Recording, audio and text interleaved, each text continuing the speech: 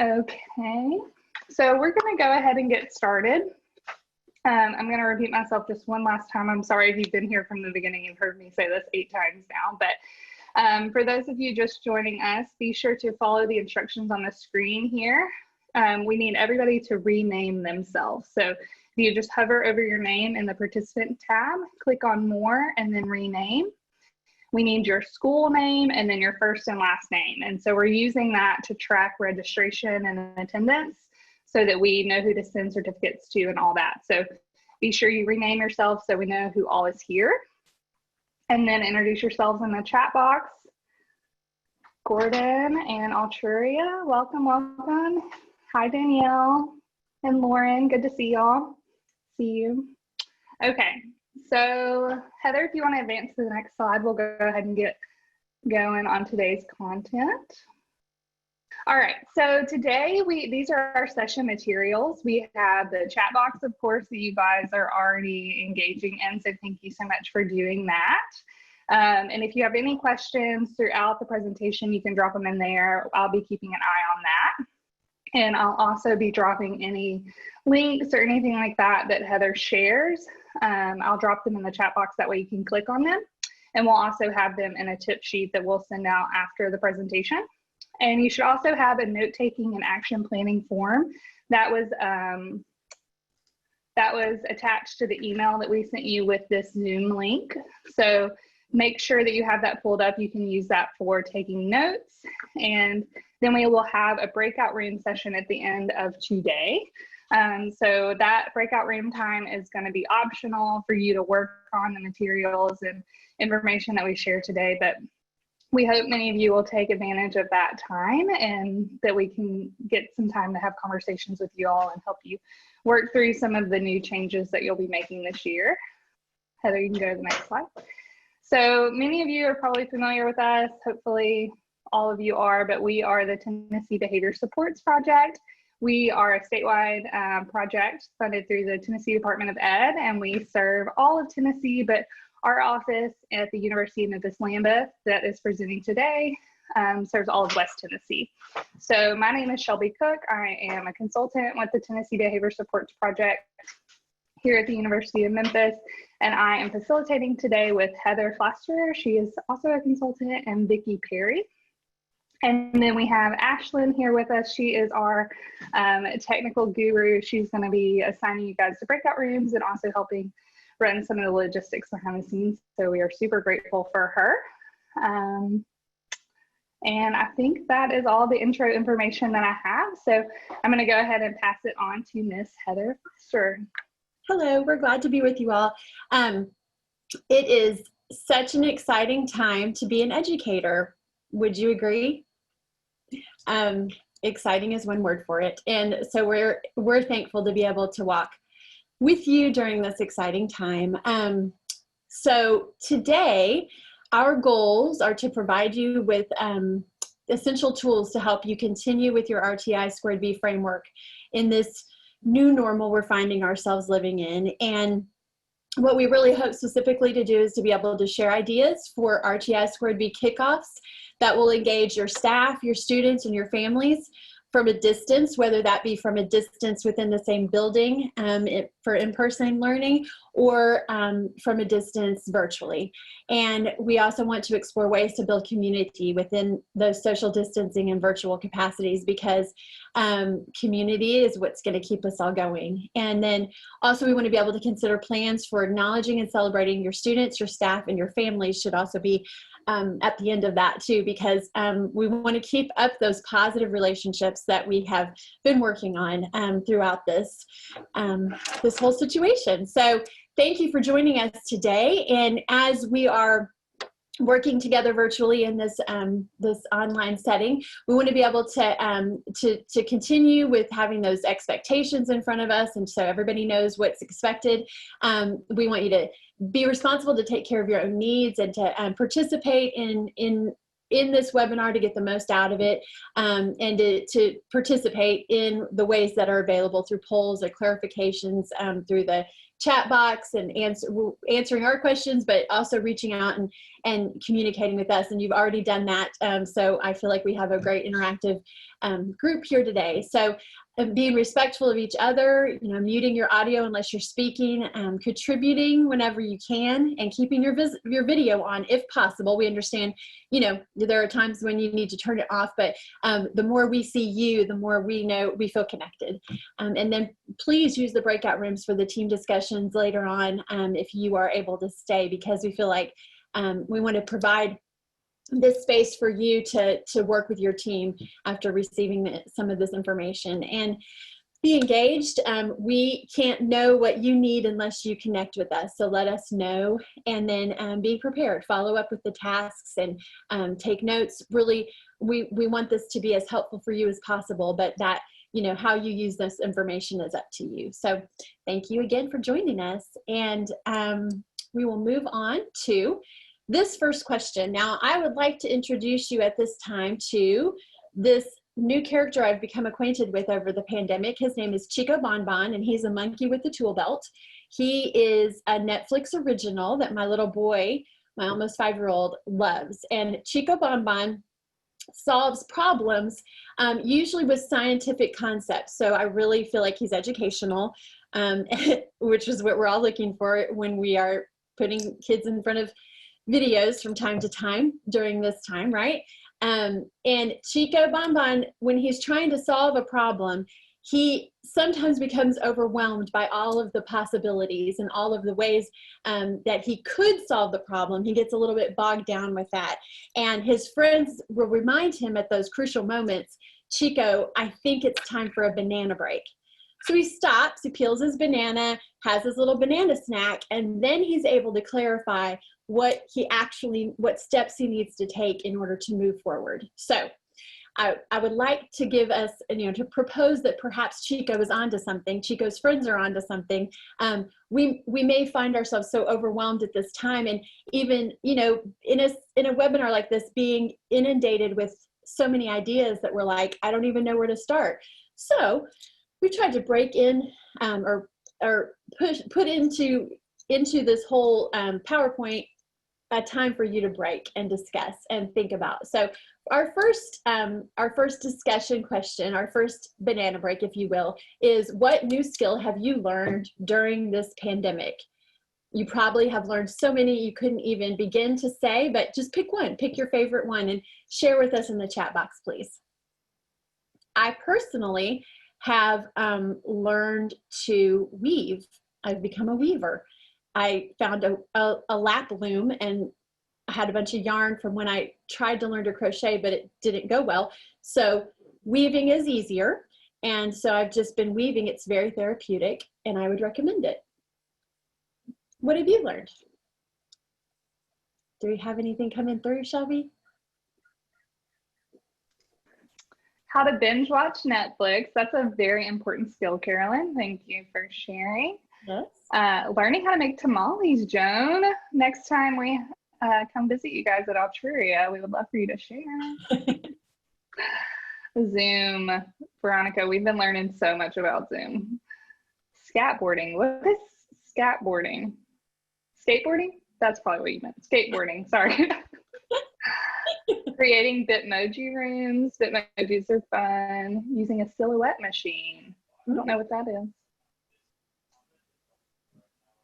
Pretty good carpenter. Learning about woodworking. Very cool. Building a deck. That's awesome. Yeah. Learning to make preserves. Just if anyone's curious, a silhouette is the same kind of machine as a Cricut. It's just another brand. Oh, okay, gotcha. Thanks, Ashlyn. Jamie created a podcast. So you learned how to create a podcast. Does that mean you're podcasting now, or you're still working on getting it going? New shows for relaxation, painting walls. You can come paint mine if you want, Emily. Different recipes, lots of tech. Learning how to relax. That is really, really important. Mm-hmm. Socially distancing. Yeah. 4 months ago, who knew what socially distancing even meant? Decorating my home. Microsoft Team. TikTok. Uh-oh. Got a TikTok star out there. Google Classroom. Golfer. Chip and Joanna Gaines. Heather, did you see that they are bringing back Fixer Upper? Very exciting. A new show to binge. Todd said, what is relaxation? Todd. Self-care. Heather's pumped to see the new show in the new network. Me too. All right. Thanks, everybody, for engaging in the conversation. I love that. Way to go. Thank you. You all are a very participatory group, and we appreciate that. That helps us go much more enjoyably. So thank you for participating in that discussion break. We will move on to our next slide. We've all learned a lot of new skills, obviously, in the past several months. So I think we can feel comfortable adding, this next one of celebrating and acknowledging from a distance to that ever-growing list. And, believe it or not, I think we are all going to become better humans because of this season. As uncomfortable as it has been for us to live through a pandemic, I believe that we're going to be better humans. So thankful for that. So if you're joining us today, obviously you are a part of RTI²-B. You've been trained, you have been implementing, some maybe had just started or haven't even gotten a chance to kick off, but you've been trained and you know what it is. So you have created a framework, and we want you to feel very comfortable to trust that framework and to rest in what you and your team have already created, or what was already created for you at your school. And don't try to do new and different things right now, but just trust the framework that's already in place and make it work for you, because that's what a framework is. It's a foundation that we can build on. And currently we're having to build some new things, but we already have that framework in place, and let that be a comfort to us. You have those 3 to 5 clearly stated expectations in place.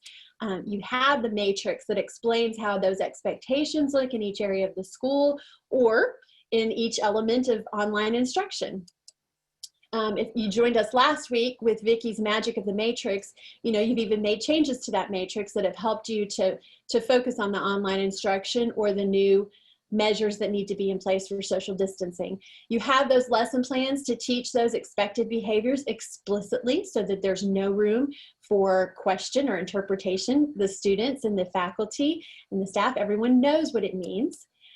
You have plentiful practice in place. That's kind of a tongue twister, but you have not only taught those, you've shown the students what it means to follow those expectations and what it looks like, and they know beyond a shadow of a doubt. You have celebrations and acknowledgements in place for positive behavior, and you have plans to address problem behaviors as they come up, because we all know they will. But you've got this framework, and we want you to just feel comfortable to rest in it and to let it work for you now. Let it be what it was meant to be, which is a guide to help you do the work that you need to do in your schools. So I mentioned a minute ago about the magic of the matrix and how Vicki Perry shared that with you last Thursday. Then the week, or a little more than a week before that, we had family and community engagement, it was an actually across the state presentation from our grant that Shelby Cook from our region presented. And so we have that link there on the screen for you. If you missed either of those, we have those on our website for you to go back and revisit the recordings of those so that you can get the information, because they were both very valuable. And I'll refer back to some of the things that they mentioned periodically in this presentation, but I just wanted you to have that information in front of you so you know how to reach that, either of those. So part of being an RTI²-B school and having that framework that you're now trusting in more than ever, you know that you've created a predictable, safe, and positive school environment. And so what your job as the coaches and the teams that are leading your school is to remind teachers and staff that we do have this predictable, safe, and positive way of doing things. So let's now more than ever really focus on that and what it means. What does it look like to have predictable, safe, and positive environments for learning? there are so many things that we've talked about before a season of pandemic that now hold true and can really be something that we hone in on. So establishing relationships is our first goal of learning. You know how we've heard that for years. We've been back to the book, The First Day of School, when they talked about you know, the first couple of weeks, you don't need to teach a single bit of content. You want to be building that relationship with your students, that community of learning. So establishing relationships be our first goal is not a cop-out. It's not lazy. It's not missing out. It's doing the most important thing. So continuing with that, remembering that we're all human before we're anything else. I think the whole world could probably use that kind of focus right now, that, you know, seeing each other as human beings and developing relationships with other humans is what's going to get us through a hard time. Using asset-based language to highlight student strengths, and I would say to highlight the strengths in any other humans that you're trying to connect with, but that promotes that physical, cultural, intellectual, social, and emotional safety and inclusion that allows us to connect with other humans and allows students to be able to receive information from us and allows us to be able to understand our students and better teach them. So, you know, focusing on what's great about someone else is always going to get us further than focusing on the negative. And then creating the community building opportunities wherever possible. Just, you know, how they say flooding your body with the nutrients of fruits and vegetables is going to make you healthier. I think flooding our lives with community building and recognizing each other as humans is going to help us be healthier emotionally and as educators more productive.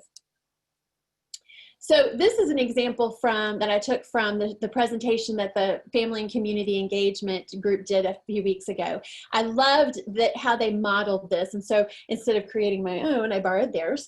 But I love that they created an imagery for themselves and, you know, that looks a lot like them. They're so cute. And then they each listed a little something about themselves beyond, they didn't focus on, I've been an educator for 10 years, or I've gotten my doctorate in, or any of those kind of educational things. They talked about what they like to do, what they do with their family, who's important in their lives, and things that they're trying to learn to do even. I love that they said, like, trying to learn how to trail run without falling.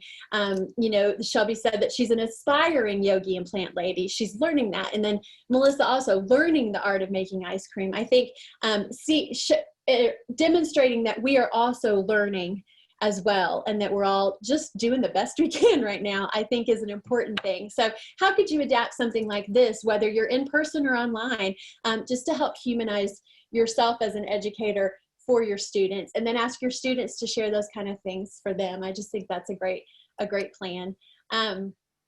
And, you know, knowing that sometimes we don't have all of the things in place that we need. You know, our first inclination might still be to hug or shake hands, but developing these new skills, I thought this was a really great, just kind of a picture to remind us, you know, there's other ways that we can connect. You know, we can, without even touching each other. So this might be something you could, you know, share with your students if you're doing in-person learning. But even some of these things can be done virtually as well. You know, the spirit fingers when you hear something you like, or, you know, just the kind of thing, you know, the air hugs and letting people know I'm still wanting to connect with you.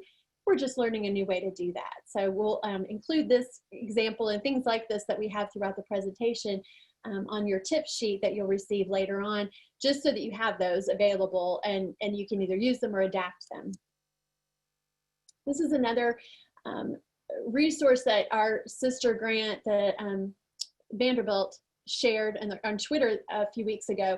And I loved it because it helped teachers just have some really practical ideas for connecting with students. And we'll talk some more about student involvement, but just giving them the voice on how are we going to greet each other today virtually, or how are we going to social distancing acknowledge each other today. And then, you know, spending the time, the 2x10 kind of strategy for helping you think about finding out more about your students in a purposeful way. The comment box, you know, using the chat box feature, using email features, using the things that we do have available to us right now in order to connect with our fellow humans. The 3 H's, you know, right now we may need to trade in handshakes, high fives, and hellos for virtual greetings, but like we showed in the last slide, there are many ways that we can greet each other. And asking students to, you know, have some kind of special connection with us. You know, maybe, you know, so-and-so likes to have a high five in the air virtually, whereas another student likes to know that you're giving them the thumbs up. Like just individualizing things however we can, however age appropriate, whatever level you're teaching, but letting them know, I see you, and I remember you're a different human than the person than the other people in this class. You are special and unique, and letting them feel that. Always notes of appreciation to students, letting them know I see you, even if maybe they're not the most talkative online or they're not the most talkative in your class, letting them know individually that you know them and you see them. And then finding that common ground, helping them find common ground with one another, and building that class identity. It helps with all, you know, we've gone through probably more anti-bullying curriculums than you can count over the years, but that's something that's always, when you help students connect, it helps them to see the things about each other that they like, and, you know, different songs. Like, you know, I recently heard a teacher talk about that she let her students choose the song that they entered the classroom to for their morning work. And she said, yeah, a lot of people said, that's pretty risky. And she was like, yeah, but I just held them accountable for not choosing a song that's inappropriate. And she said one kid did, and everybody said, you know, that's not appropriate for school. And nobody else ever chose a song that was inappropriate. You know, I think just letting them have that choice, and trusting that they will take that responsibility well, of course, within your boundaries. So just any chance where we can let students have something that that lets us all know them as well as them being a part of the class. So continuing with that, just thinking along the lines of the predictable, safe, and positive environment, I think just being kind to ourselves as well as each other, and thinking, you know, we're all dealing with some unprecedented, uncharted territory. Nobody knows how to do this, and that's okay. That's just where we are. We're all doing the best we can. And so, yes, we're going to have missteps in our in-person teaching, our virtual teaching, or whatever it is that we're trying to accomplish this year. We're not going to know how to do it, but I think the important thing is we're here trying to do it, and that says a lot. You know, if we're waiting for the Calvary to show up and to show us how to do this, no one knows how to do this. There's no one out there who is going to do a better job of this than you, because you are here and you're willing. And I think that's an important thing just to say, I'm here, I'm willing, so I'm the best we've got, and I'm gonna, you know, equip myself with the things I need.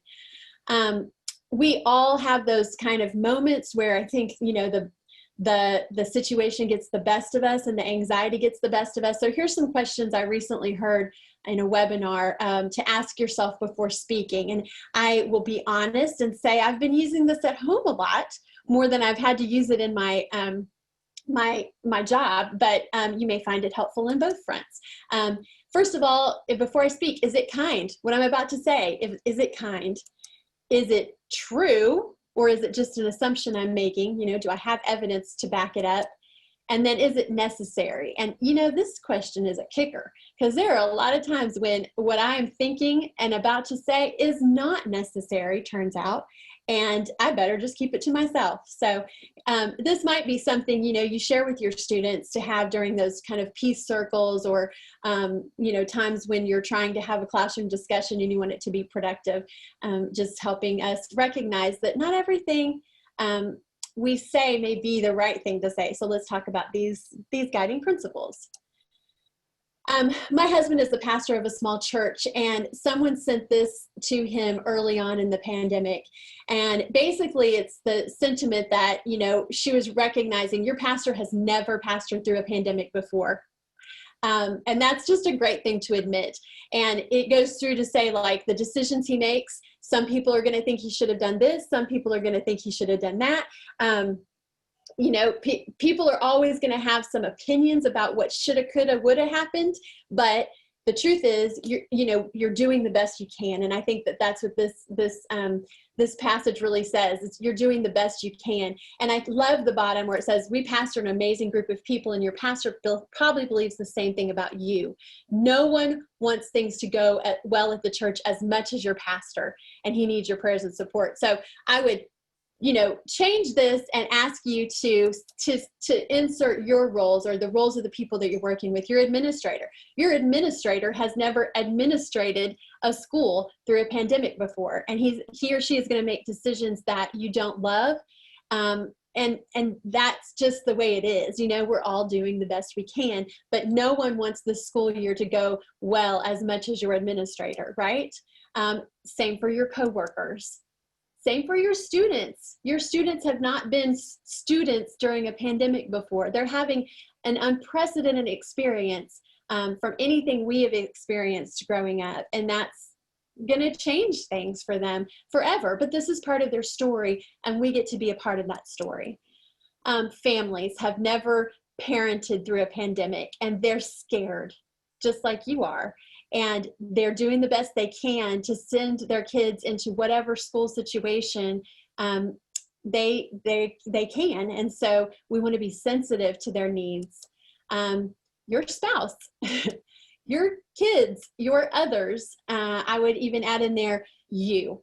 And so just think of that as yourself. You have never taught or been a counselor or whatever it is that you're trying to whatever your role is right now, you've never done that through a pandemic. So let's just be kind. Okay, and preparing for abrupt transitions. I have a cousin, Tracy, who says preparedness leads to peace, and I think that's very often true. And sometimes we can't even find that preparedness that we need. So if we're needing that to be at peace, sometimes we may not find it. But in this situation, I do feel like we're at an advantage over where we were last spring, because my daughter is a teacher, and I remember her saying in the spring, I just wish that I had known this was going to happen, and then I would have told my students how to do these lessons at home. I would have given them an idea about how to handle this when they're on their own learning. And so I think now we do at least have the advantage to know things may not continue on as they are now. And so we can say, let's talk about with our students how this procedure will look different. Right now we're doing it this way, but if we were to be in person, or if we were to be virtual, here's how it would look if you're doing it at home, and just be able to plan ahead and let students know there's still some same things that you'll follow, and here's how those things will change. And then reassuring them that your presence as their teacher and their identity as a class is going to stay as consistent as it can given the circumstances. So thinking about laughter and fun as our best medicine. There's not a vaccine at this point, but we still have laughter and fun, and we know how to use that. Turning anything you can into a game. Anything we can turn into a game, let's turn it into a game, and let's just enjoy. We've known for a long time as teachers that turning things into a game helps students learn without thinking they're learning. And so I think, continuing in that mentality. Team building, we're going to talk some more about team building as a class, whether you're in person or virtually, and letting that be kind of your class identity. Have a joke of the day or a joke of the hour. Let your students bring those jokes in, and clearly, once again, trusting them and holding them accountable for those jokes being appropriate. But, my 5-year-old tells jokes that don't make any sense at all, but he tells them with such joy in his heart that I can't help but laugh. And so I think just enjoying laughter is an important thing to remember as we're trying to educate through a hard time. Oh, no, my computer is starting to act weird. Okay, we're good. We're back on track. And then having a shared time for students to connect with each other and share, whether they're virtually or whether they're in the classroom, and just share, you know, a high or a low, or a high and a low, giving them time to debrief. You know, it's always a good practice because it helps them transition from where they've been to where you are with them in the classroom. And sometimes they just need to get something off their chest, good news or bad news, before they can move on to the actual learning. And it's good for us all to hear each other's highs and lows. All right, so also before we leave this predictable, safe, and positive, let's just remind ourselves about the positive rather than punitive in any circumstance possible, every area possible. And someone brought to mind the attendance policy. You know, it's a little stressful as the parent of a pre-K student when I look at the virtual learning procedures for my pre-K student to log in at specific times. Now, I know they need me to do that because those teachers are responsible for checking off whether my child was present. But I also know we may have, you know, to go to the potty before we can get in and log in. And so we might be a few minutes late. You know, there's just so many circumstances that families are dealing with. So attendance and logging in on time is important, but rather than punishing for not doing it, adding positives for doing it is always going to be, you know, the best way for us to move forward. For example, all sorts of things, you know, there's so many things, and this is true whether we're in a pandemic or not. Positive is always going to get us further than punishments or punitive responses. Also, remembering that 5-to-1 or more ratio of praise to correction. You know, it seemed like for a while there, every time we presented, it had gone up to almost, I think it was like 8. And I remember thinking 8-to-1, who could do that? But the more you try, the more you are going to praise. And that's the goal, is to praise more than we correct. And so having at least a 5-to-1 ratio and more if possible is always going to be our best policy. And then, you know, there's that research out there that says students who have a caring adult who knows and uses his or her name on a daily basis increases that child's likelihood of success in school and reduces that child's likelihood of incarceration, lifestyle diseases, and other negative effects that we know that happen from the ACEs score. Knowing and using a child's name on a daily basis in a positive way, it's such a small thing and it has such huge ramifications. And so just remembering that once more, you know, so we can, as students enter our virtual classroom, we can greet them by name, like Shelby was trying to do as you entered in. You know, of course, you know, hopefully you won't have 45 people in your, you know, on your roll like we do, you know, but the smaller the group, the better, the easier, obviously, but making a point to make sure that people are greeted. And the same with your classroom. You know, you've talked for years about greeting them at the door and how important that is to starting the day off right, and then using their name as you see them throughout the day, talking to them. All right, so let's take a discussion break or a banana break or whatever. In what ways have you already, or how do you plan to maintain a predictable, safe, and positive environment in the context of your current teaching situation? So just take a break to do that.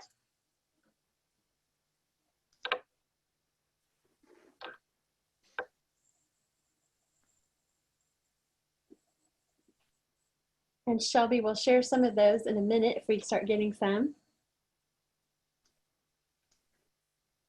We don't have anything on that yet, but I did want to make sure everybody saw that Heather Jenkins, not Heather Flaster, from Doubletree shared in the chat box, think before you speak, which is an acronym that kind of expands upon what Heather was talking about.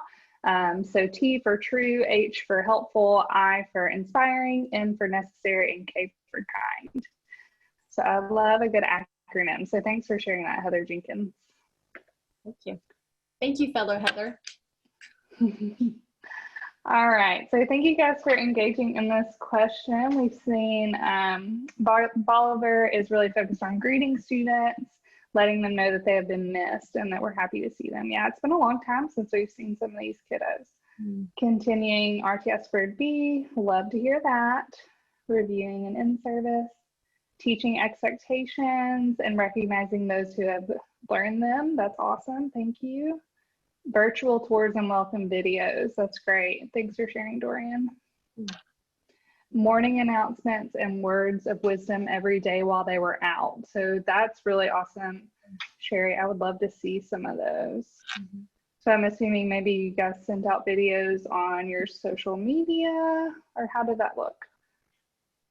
Oak Elementary did welcome videos on Twitter. That's awesome. Todd kept reward system in place, working on kicking off RTS4B. Morning meetings, that's great. Oh gosh, they're coming in quick now. I'm having trouble keeping up. Positive language, that's awesome. Incorporating SEL, that's great. Okay, Sherry, they were shared on Facebook and Teams. That's awesome. Thanks for clarifying that. Implementing breaks. I think that's really, really important. Thanks for sharing that. From Millington Elementary. Bon Lynn said they're smiling with their eyes. That's awesome. Carville adding safety to the matrix. Yeah, we talked a lot about that in our session last week. Electronic point system like Clash Dojos. Those are great. Revisiting ticket distributions. Okay, so you guys are ready to get into the acknowledgement combo. That's great. Thanks, everybody. Yes, thank you. And thank you, Shelby, for sharing those. Thank you, everybody, for sharing those. Oops, well, how did I go backwards? I don't know. Okay. I'm working on a new computer here, so we're getting to know each other, and some of it's going well, some of it's not. Here we go. Oh. While you're figuring that out, Heather, Joan said that they used QR codes for teachers to scan since we don't have in-person registration. That's awesome. We've been learning about QR codes over here too, so yes. Thanks for sharing that. Yes, that's great. Thank you. Thank you. Okay. Yeah, I'm good now. Sorry. All right, so let's talk some more about celebrations. And I heard you say that Millington Elementary is present, and I would like to shout out to JJ Brown, who actually reached out several weeks ago and asked me kind of to help think about celebrations and acknowledgements in this time. Like, they're social distancing at school and things are changed, and so that was sort of what sparked this whole, why we decided to do this presentation. So for all of you, letting you know that reaching out to us and letting us know what you need, rather than us just kind of speculating, is really helpful. So I just took a moment to plug that. Reach out to us and let us know. So I'm going to ask these two questions throughout this presentation. In celebrations, what would we normally be doing? And how can we adapt it to meet the current situation? Because I think that's going back to trusting the framework and saying you had a good thing going, or at least you had a good thing in your implementation manual, planning to do, whether you had been able to start implementation or not. You have some good things in place. Now we just need to take those ideas and adapt them. And I heard in the chat box, or when Shelby was reading the chat box, a lot of great ideas that you're already using several of these. So I'm thankful to know that there are people implementing these things. Virtual and videos, and a lot of you talked about the videos, so I'm not even going to show you this one right here, but this one is actually it's a school that before, it was when they had been everything kind of shut down, and then they had started virtual learning, and so it was a welcome back from all of the teachers, and they all did their own kind of thing. One teacher posed with her iguana and said, I've been hanging out here with my iguana, but now I'm ready to come hang out with you. Just different things. And they were all pretty goofy and silly. And these were high school teachers, and they knew that their students would respond well to that. Some of them were with their families. Some of them were wearing silly hats. Some of them were saying, like, I've missed you so much. I can't wait to get back. I'm ready. And that's what I love about some of you said that you've talked to students about how much you've missed them. And I think that's a key too. And then that video too, it's on our website, but it just talks about how you know, how we're going to get back to school, the things that we're going to do. And I think, you know, rather than using these just at the beginning of the year, I think we can use them throughout the year to connect and remind people of the things that we need to know, because I think we're all, as a society, becoming much more used to hearing things through a video and responding and doing things virtually. Zoom meetings are much more, you know, how many of us would have ever utilized Zoom as much as we have in the last few months? You know, very few of us. And so I think we're all getting much more used to communicating in that way, and that's great. Doing a virtual spirit week or a video spirit week. I know that I've heard several people have tried that or are planning to try that. Online block parties, and, you know, all of the things that come with that.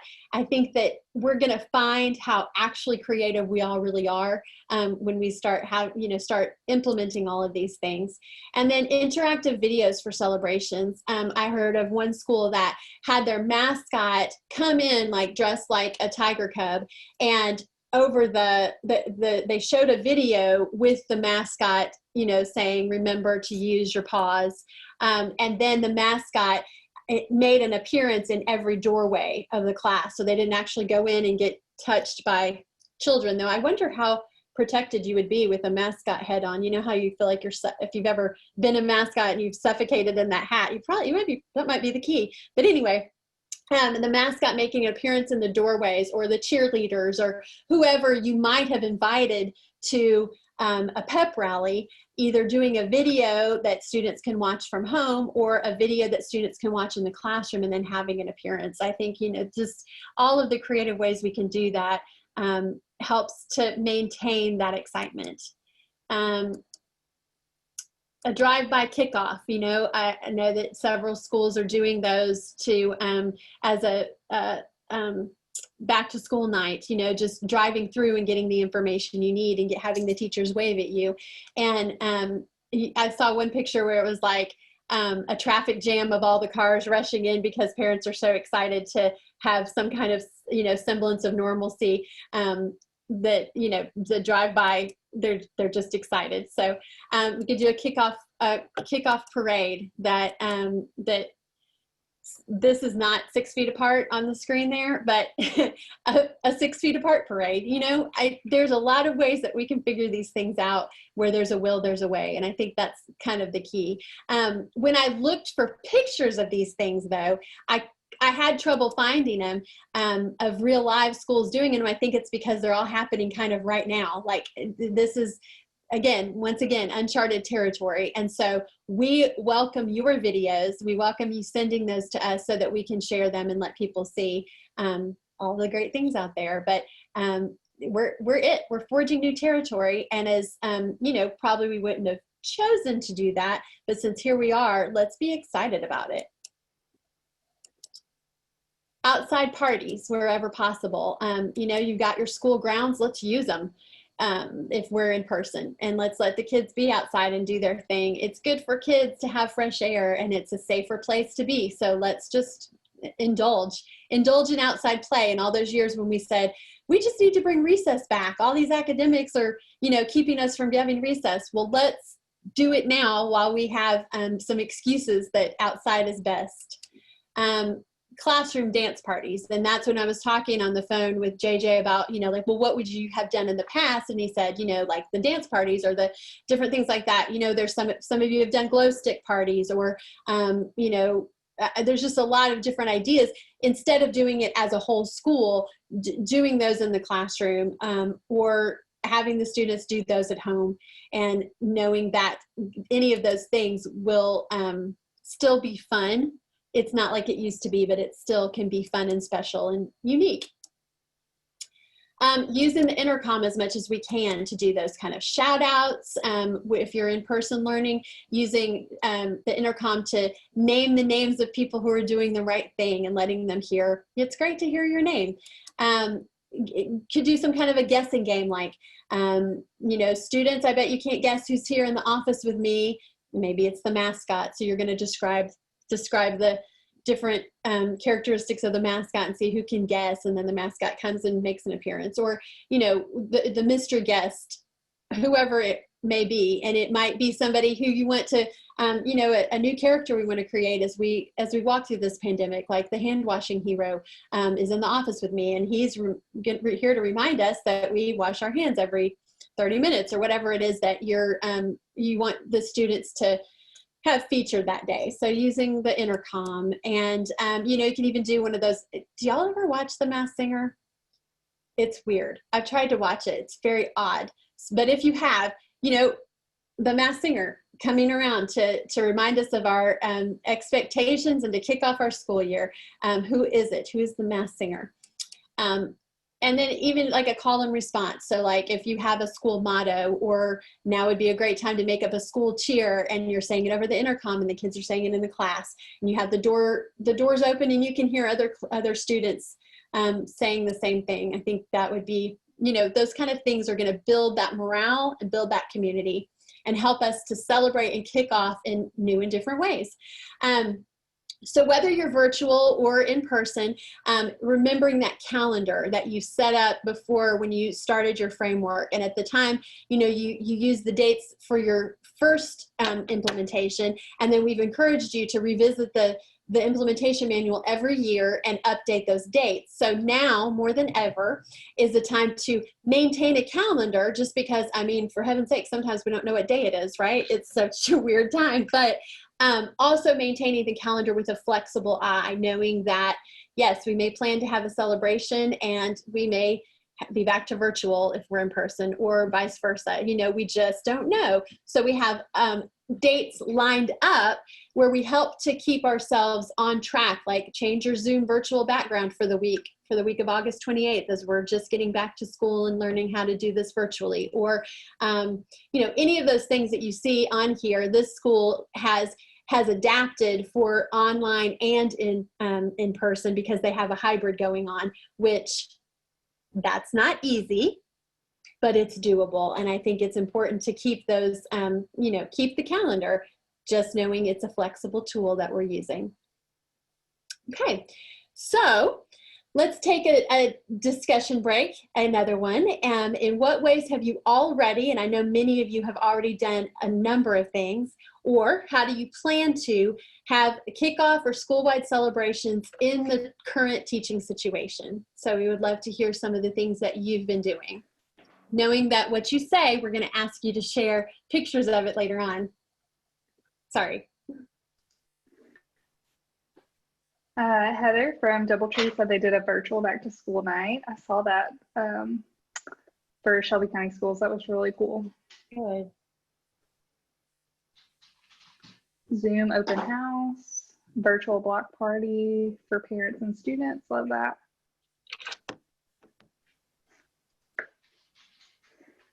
And I know we're short time, so if you want to, you know, just read a few, that's fine too. Sure. Bolivar shared that they're doing a kickoff video for teachers to share in the classroom since they can't have assembly. That's great. Right. Very good. Thank you, guys. Yes, thank you. And if you want to keep putting things in the chat box, I'm going to move on just so we aren't short on time, because we want to get to the, you know, some other things. So we'll keep moving, but you can keep sharing because we love your sharing. Okay, acknowledgements. And what would we normally do?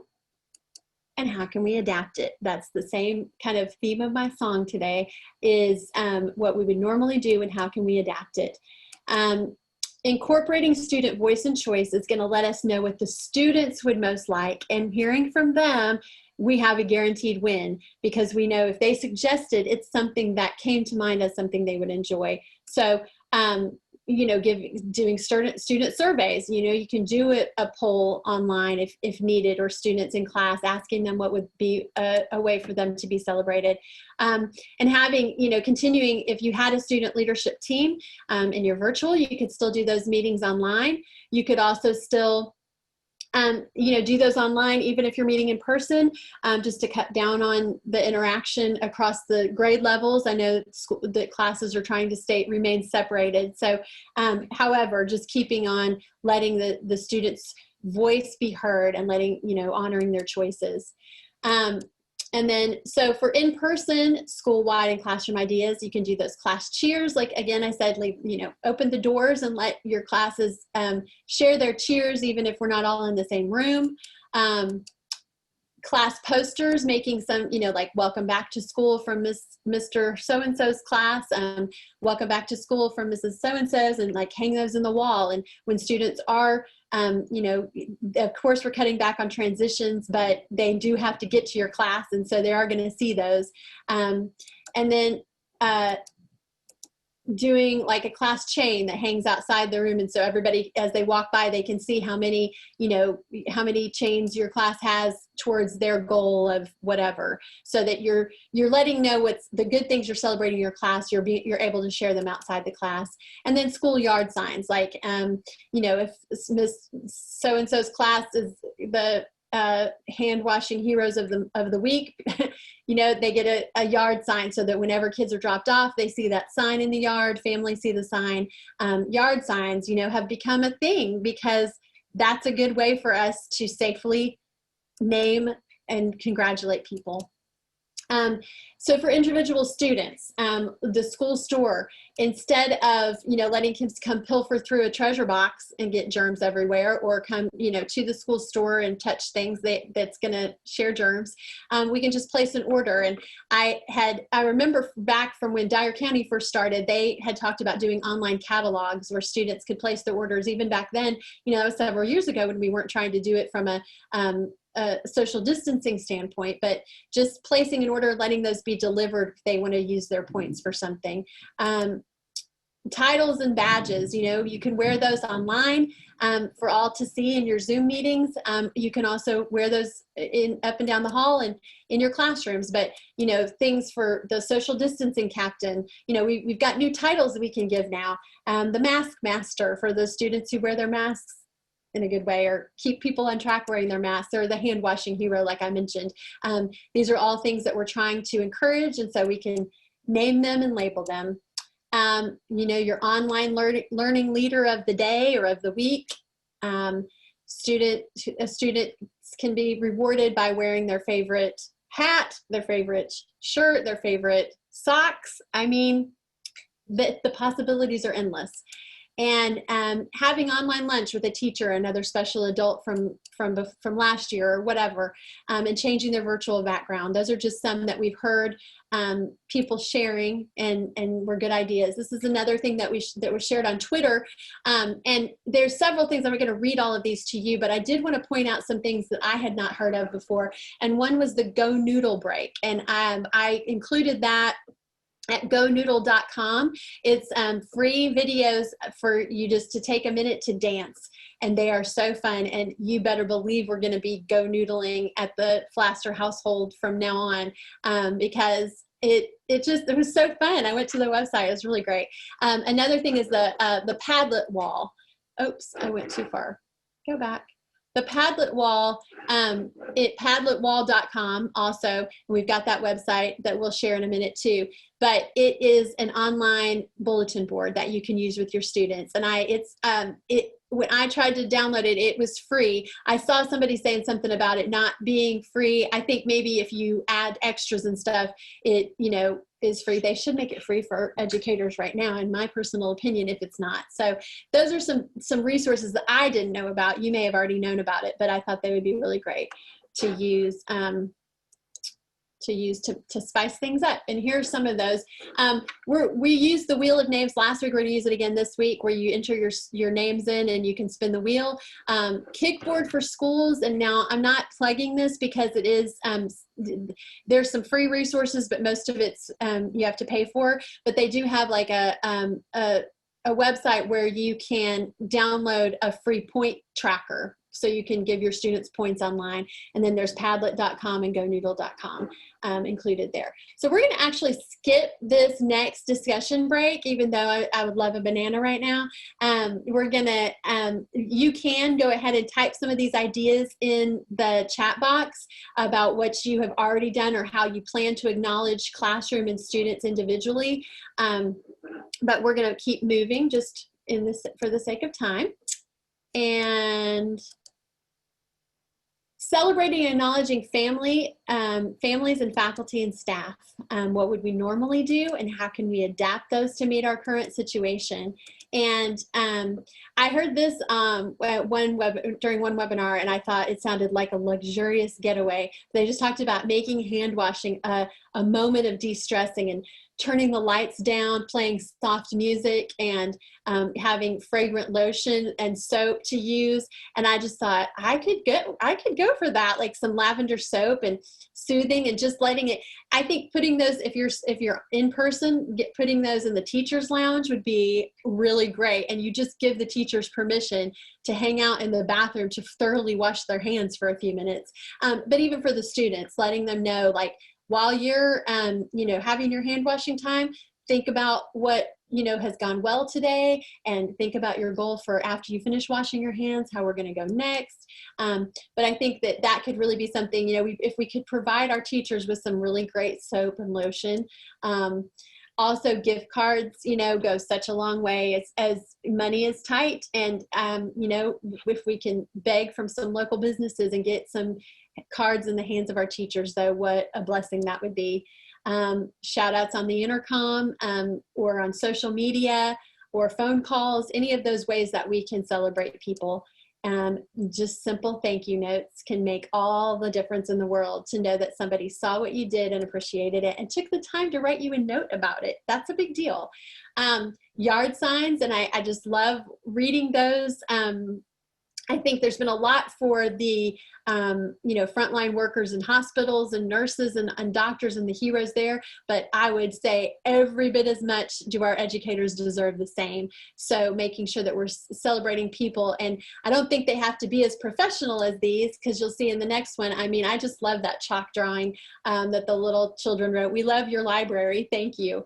And then this little kid with, kid-made signs are great. They're great. For families, having a place, a location where they can, like kind of those book, where you can take a book, leave a book, libraries, just resources, games, board games. I mean, you can go to Goodwill and find some cheap board games, and yeah, we need to disinfect them in between use, but we can still share puzzles and board games and things, and just reward your family. Say thank you. Take a board game, use it for as long as you want, and then come trade it out for something else. This is our way of saying thank you to our families. Balloon bouquets, anything that we can do to say to families, you are an important part of making this work, and we're thankful for you, and we know this is a hard time, and just participating online together, and saying thank you. And then okay, so positive calls home, and this was a really great one that we called the quadruple whammy, because this is acknowledgement for students, family. It builds that positive relationship between family and school, and even posting on social media like they did here, it builds that positive community culture. And so, we've got so much research that says how valuable that is. So any kind of phone calls we can have home and share what students are doing, and celebrating that for virtual or in person. Clearly, we're going to have problem behaviors, but we just take what we've been doing and we adapt it. We adapt our effective classroom practices and keep using them online or in our new normal. And recognizing, like we said before, that we're all going through a really hard thing, and students may be completely disoriented by all of this. I mean, they are. We all are, but we're just going to do our best, and we want to, hold those consistent and high expectations. But remember that things are going to pop up because we're living through unprecedented times, and we're trying to help with social emotional learning and make sure that we're like we said, providing that predictable, safe, and positive environment for our students. You remember you have your flow chart, revisit it, to review how to follow those procedures for dealing with problem behavior in-person learning. Some of those things will change because what are we going to do in the office if we have several students who have need some behavior interventions, and yet we're supposed to social distance? How are we going to handle that as a school? Revise your flowchart if necessary to address problem behaviors in virtual learning, but as well as in person. You trust the framework, and your flowchart is part of that. You've got it there. Let's just start there and adapt as necessary. So that is basically what we have for you with ideas today. Again, we've been, trying to take in all the information we can, but we don't want to provide you with a tsunami of information. We want to provide you with short bits of information that will be helpful to you where you are in a practical way. And so we hope that we've been able to provide that today. And we thank you so much for your participation. You are the treasure. You have all of the in the trenches kind of ideas. And so we encourage you to continue sharing those with us so that we can share them with each other. We can all share those together. So thank you so much for being willing to participate and to share. And I'm going to turn it over to Vicki. All right, thank you, Heather. That was amazing, awesome, lots of good information. I saw lots of positive chats about the information that you shared. Great job, filled with lots of need that schools can certainly start implementing now and start planning now for. So we appreciate that, Heather, great job. So don't go away. I know some of you may have had to hop off, but if you're still on, don't go away right now. We're going to do a drawing in just a few minutes for an amazing gift card for Starbucks. And we want you to stick around to see if maybe you won that. So you'll see on your screen right now, Scan Me. If you will scan that and complete this session evaluation, we would really appreciate it. We welcome all your comments. If you've got any questions, let us know in the evaluations. This kind of drives what we do in the future, and we really enjoy your feedback, and we read them and we take note of them. So please take just a few minutes to fill that out. We would certainly appreciate it. Also, just a reminder that we will mail out certificates of completion for this session. For your PD hours. Shelby will be mailing out an email also of the video. We cannot share the PowerPoint with you, but we certainly will share with you the video recording of the session along with your certificate and any other information that you may need. Heather has also created a tip sheet with kind of just the off the top information tips from her presentation. Kind of at a quick glance, that will be emailed out as well with your certificate and the video. So look for those. We will use the email that you registered with, so it will be coming to that email account.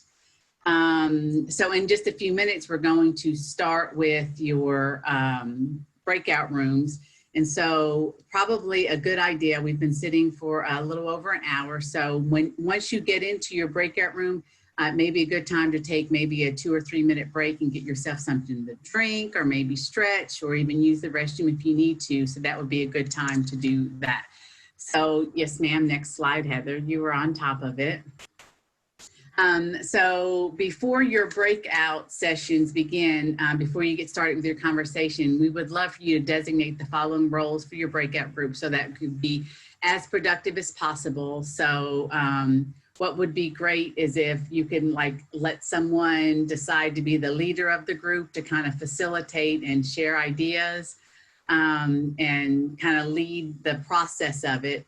And maybe someone to be the recorder who could take the notes and complete the action planning form for you so that you can have a record of what needs to be done. And then also let someone be the timekeeper.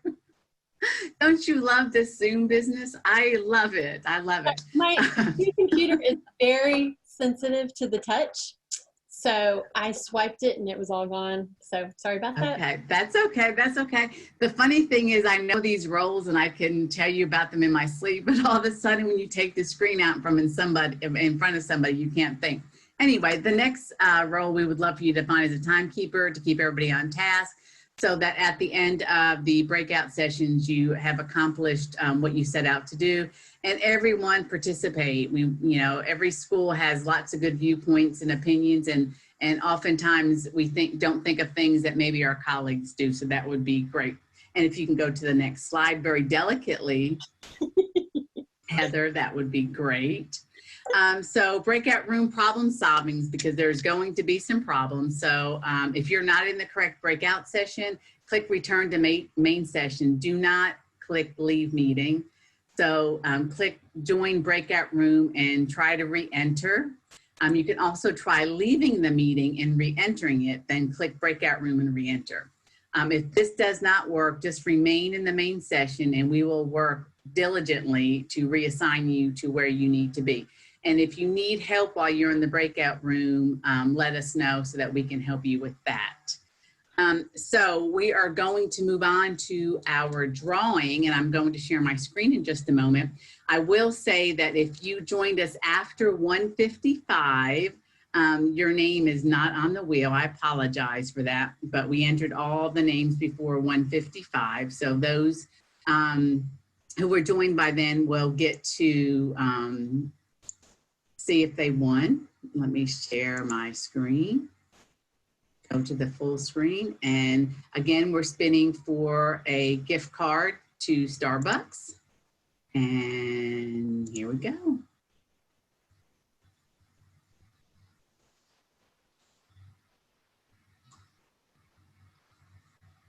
Who will it stop on? Who will get the Starbucks gift card? Looks like it's, there. Kim Bishop, you are the winner of the $10 Starbucks card. Congratulations. Heather will have your email address and she will email you the gift card for that. So congratulations. We're happy for you. Let's see. So at this time, we're going to be moving on to your breakout rooms. When you're finished, you will leave the session from the breakout room anytime that you need to. Whenever you are finished, feel free to take the whole time. If you need us, let us know. And thanks in advance for participating. Thank you in advance for completing the program evaluation. And thank you again to Heather. It was fantastic. And I think Ms. Ashlyn's going to get everybody put where they need to go. Yep, it's all good to go.